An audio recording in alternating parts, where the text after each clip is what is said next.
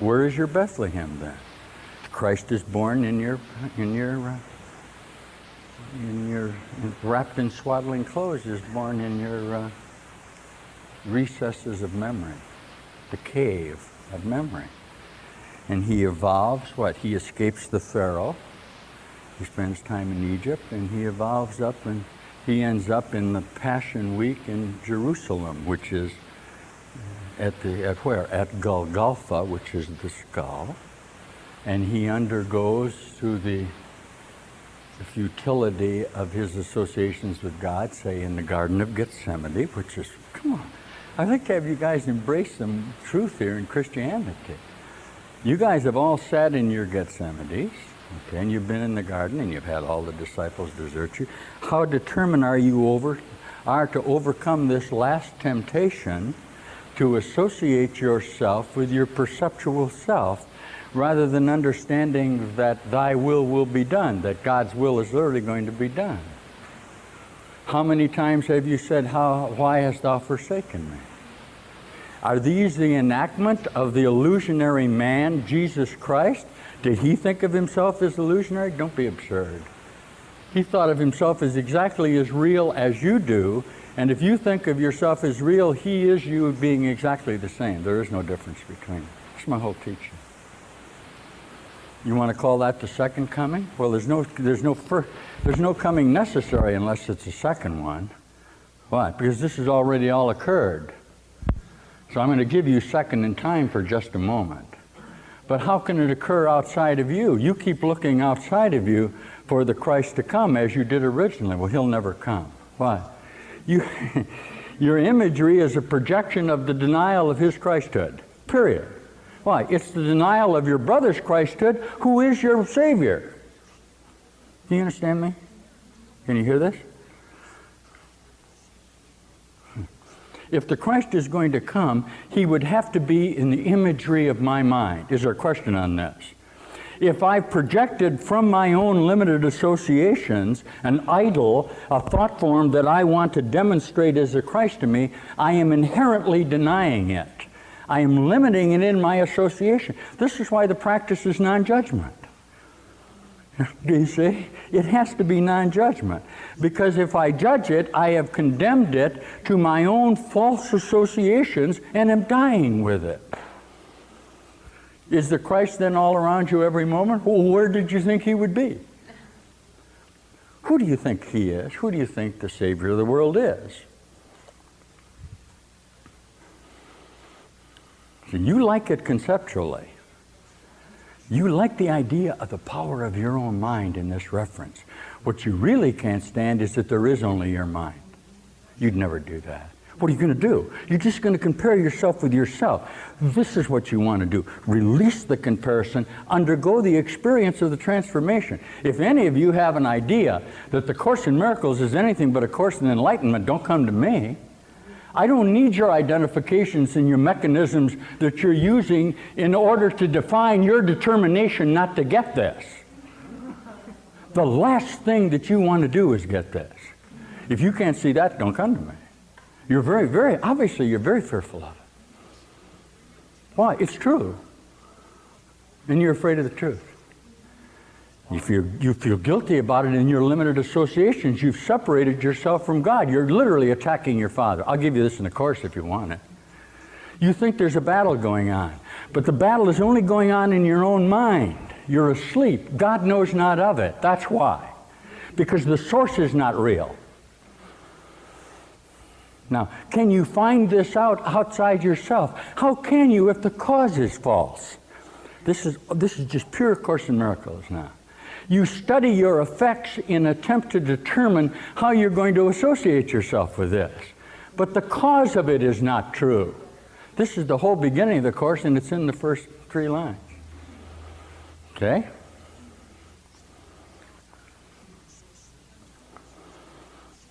The responsibility of subjective reality is very fearful to you, finally. Would have to be. That's where your fear threshold is. You can't stand your own thought forms association, and you literally project them outside you and place them onto another image. All of the sentences of the Course that say, Your brother is doing to you exactly what you did to him. You think you did to him. Do you see it? Every thought that you're having is really emanating from your own associations with this. Now, if you can get a hold of this, what you'll begin to do is, instead of doing projections, you'll just begin to allow your mind to expand to the reality that is where? All around you. It's all around you. Right now. It's all around. It's as though you're sitting in an egg and you've reflected all of this within this own pattern. It's like you're going to crack this egg now and come out of here. When you stand out and you look up at the stars and you see these trillions of stars, you see 3,000 million light years. What the hell does that mean? The world will end in 1 billion years, and we won't be around to know it. All the other nonsense that goes with that. Yet what power are you using in your mind to know of that? Okay, all the power that there is in the universe, but you've got it contained within this. You're east of Eden, aren't you? You're dreaming, you're asleep. Is reality all around you? Well, how can I find it? You can't. Okay. The provision of the atonement, which is what I am, what you are too, is provided as a device, not real, to show you that you really are not, that you really never left, that you never came into this gift. Am I going to change the demands that you make on yourself in your temporal associations? I hope so. Will this be painful to you? Everything is painful to you. I'm trying to get your pain over with, guys. You keep putting it off. When I do an individual repair, it's not an association with that conflict, but with the whole conflict of you. Do you hear this? Rosie hears this real plainly because she's seen me do it a lot of times. But if you're going to enter into this association of thought form, all right, I don't want you to be impeded by a karma knot. Or, that is, there's no sense in you being tied up in a self-inflicted thought form, karma you call it, that's going to hold you from hearing what I tell you. And this is the whole teaching, you'll fake it till you make it. It's the whole idea that while you don't have the answer, if you'll make the commitment to it, everything will work, because each moment you'll disassociate from this crap. Okay, this body, I pay absolutely no attention to it at all, none. Remember that, and this is the whole teaching. Anytime you pay attention to it, you've given it the direction, and it's telling you how it is. Okay? Now, I know you're going to say, well, from now on, the old man told me not to pay any attention to my body, and that's not what I told you. What I told you is each moment that you accumulate a divine instant, that is a holy instant, in which you do not identify your limited associations, you save time. See, time is only happening each moment totally. The atonement is nothing but the holy instant accumulated. Why? It's later on in time when you have raised your frequency of perceptual observation of yourself. You're literally getting closer to the truth. Now, Jesus would say that can be 1,000 million years off. Why? Because if you get caught up in the trap of, say, combating sin, all you're going to do is fight with your own illusions, which is what occurs down in here, doesn't it? If you release that, you come into a more harmonious association within your own mind, because there is nothing but your own mind. I wish everybody in the world could hear this talk, excuse me. I mean, it's so vivid to me that this is the manner in which you do it. And it's so vivid to me that that's what this is.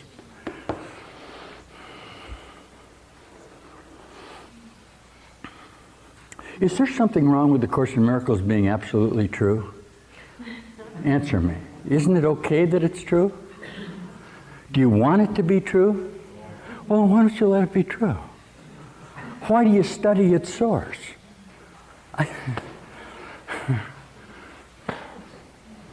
Why do you demand to know its emanations? Why do you want to know, well, yeah, but what is that consciousness in relationship to me? The whole consciousness has no relationship to you. None. You're in your own perceptual mind with a direct association in time, literally, to your awakening procedure. I'll give you this. It's impossible you're not going to do this. What are you going to do instead?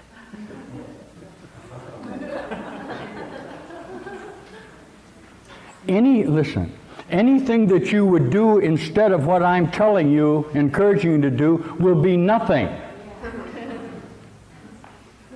Each moment in your perceptual associations, you're doing nothing. Nothing. You're not doing anything. You're just communicating with yourself, and that's not communication. And if you think that you're communicating here, you're wrong. I'm going to tell you, dead wrong. That's why you're here. You're dead wrong. You're searching for the living among the dead. They're not here. You're asking yourself your own questions. This is, what chapter is this? 17? Boy, some of that's real nice. And it's all in there. What am I doing here? I'm going to tell you it's true. The problem you've had is you never had anybody that told you it's really true. Or better, that knows it's really true. Uh-oh. You know what you're going to say? Well, how do you know? Which is exactly what you asked the author of the Course in Miracles.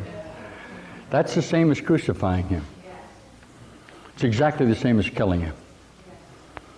But you can't really kill the Christ, because it's true. You are really the only consciousness there is in all the universe. You are the only living Son of God. You are as you were created. Perfect. It's not out there then, is it?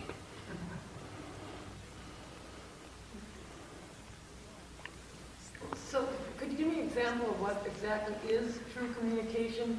You said that a couple times, and I just... Here it is.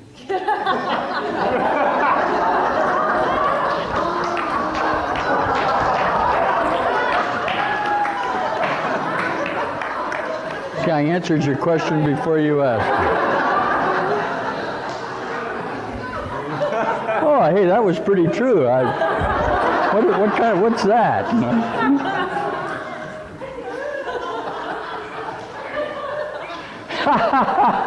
That's true, right, Dee? Well, that was the truest thing I've ever done.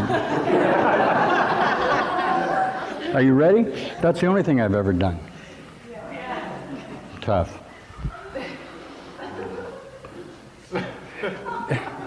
Is this the only thing I've ever done? Yeah. Is this the only thing you've ever done? Yeah.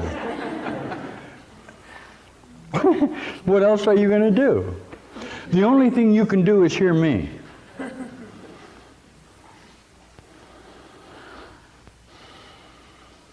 Communication must be whole to be real.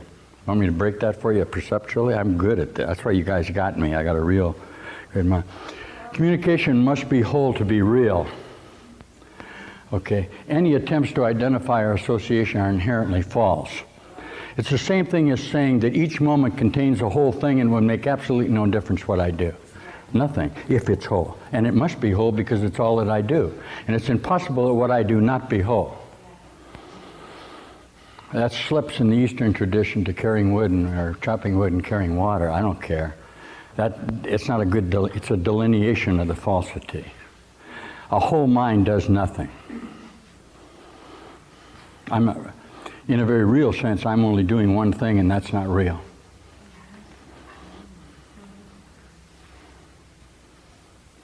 Oh, that's very interesting that you'd be here. Yeah. Are you back already?